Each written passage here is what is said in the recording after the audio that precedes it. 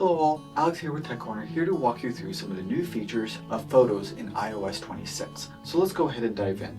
So we're going to go ahead and open up the Photos apps, and the first thing you're going to notice is we no longer have collections below the photos. They've actually separated this into two different sections.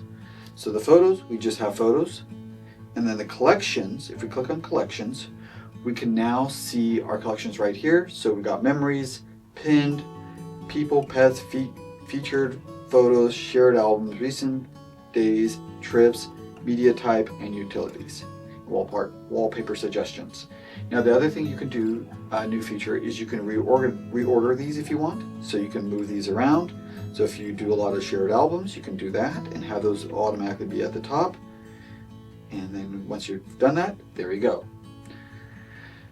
Now, another new feature they've added is spatial photos. So I'm going to go to my favorites and I'm going to click on here, my image of myself, and you're going to see right below the three little dots, you'll see this like little weird shape, six-sided shaped object. If you click on that, what it's going to do is it's going to give it a kind of like a 3D depth effect of your photos. Now, unfortunately, you have to turn this on and you can turn it off. There's no way to keep it for that specific photo all the time, but this is basically something they introduced in Vision OS, where it kind of gives it a cool depth of field effect. So once you've kind of looked at your photo and gone, okay, cool, then you'll just turn it off and you can do it for another photo if you want. You can also set this up for your lock screen if you want. For your home screen wallpaper, there is an option. You'll see that same little icon at the bottom of your screen, and you can turn that on and give it that three-dimensional look. Another nice feature in Photos is they do have like a little filter thing now. So if you click on the three little right next to select, you can also filter. You got filters here, so you can pick from editor. You can only select photos or videos or screenshots. Not in your albums if you want.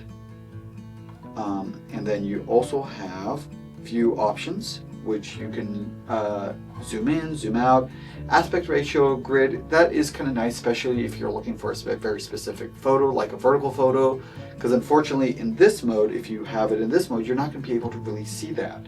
But if I go to aspect ratio, view options, and click on this, I can actually tell whether or not those images are vertical or horizontal, or what aspect ratio they are. So that's a kind of a really nice feature.